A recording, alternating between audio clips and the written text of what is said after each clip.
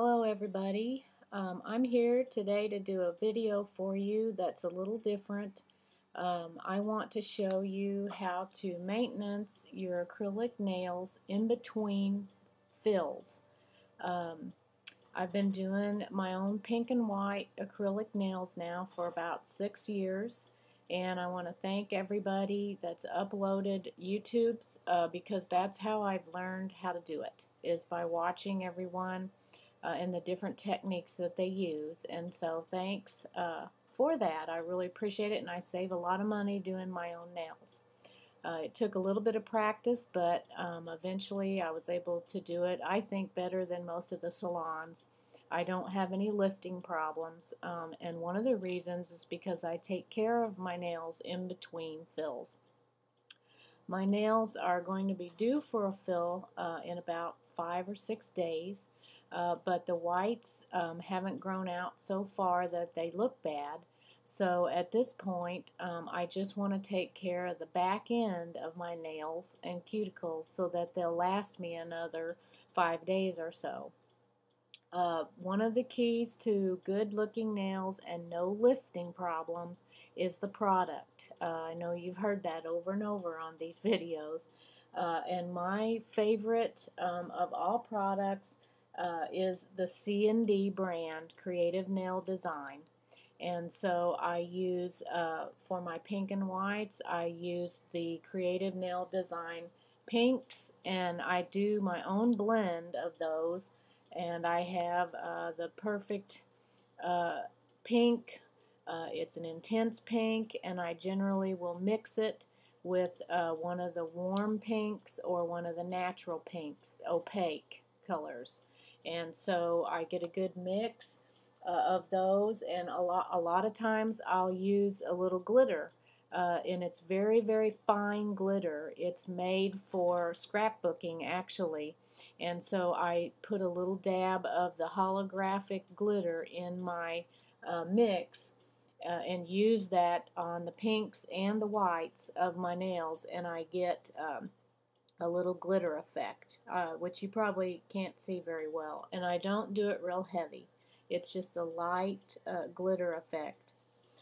And then, of course, I use the opaque pure white C&D powder. And to prep my nails, I use the C&D Scrub Fresh to clean them and dehydrate them. My monomer is C&D Retention Plus, which I find to be very effective in no lifting. And I do go ahead and use a primer, and I'm very careful with it not to flood the nail plate or overdo it, and that is C&D Nail Prime, and it is an acid-free primer, so I don't get a lot of yellowing if I happen to get it on my acrylic nail.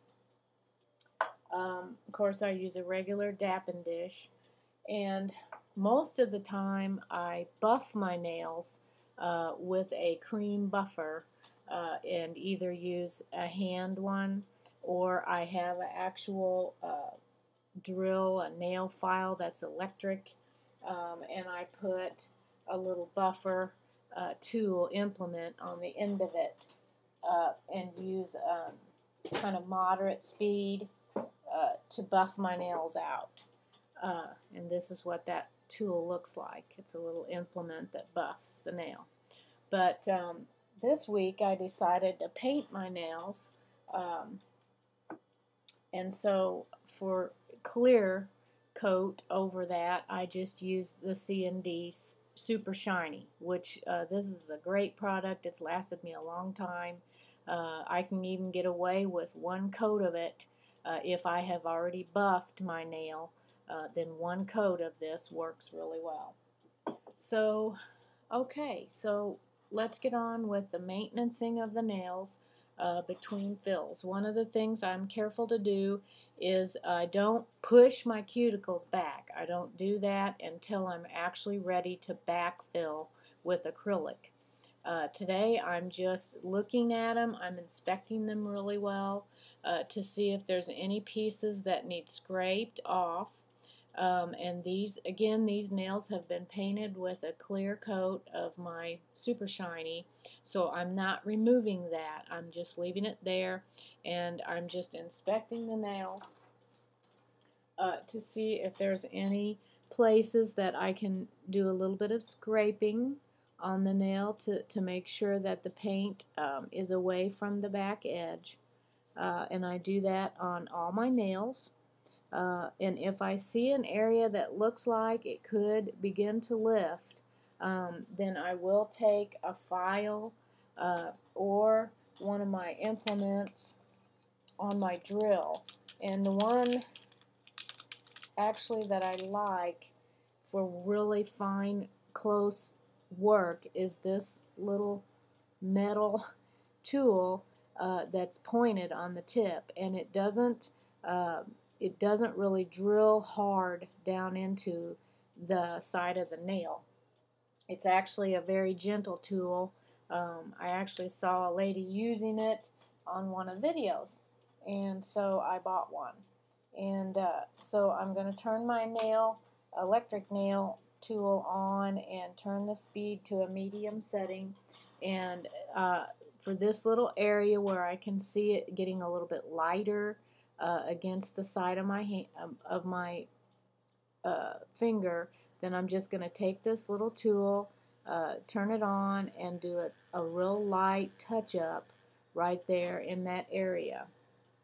And what that does is it kind of takes off some of the acrylic against the side and back edge, but it prevents any lifting from happening between now and the time that I'm going to do my backfill. And I'm careful to keep that as far against the edge of my skin as I can. It doesn't hurt, it doesn't cut, it doesn't damage my skin at all, and that's because of the way this tool is made. You can also, if you choose not to use a drill, you can use a real gentle file or a buffer that's got a good edge on it, like this white polar block right here. It's got a hard edge, which is really good for getting into, well, you can't see that. It's for getting into the crease right there where that little spot is that looks like it could lift. And so I'm just very gently buffing that edge to make sure that acrylic, any chips or pieces come off of there. And it doesn't mess up my manicure at all. If I want to also, I've got this tool, which is a cuticle pusher, and the end of it is a little bit more narrow and has a thin edge, and so it's also good for kind of scraping around the edges of my cuticle and pulling off any acrylic that seems to be chipping. But like I said, I have very little problem with that because I prime my nails extremely well before I apply any acrylic to them. So once I've gone through and checked them to see if there's any problems and done any scraping away of those bad edges or edges that seem like they might lift a little bit. It's 10 o'clock. Oh my gosh.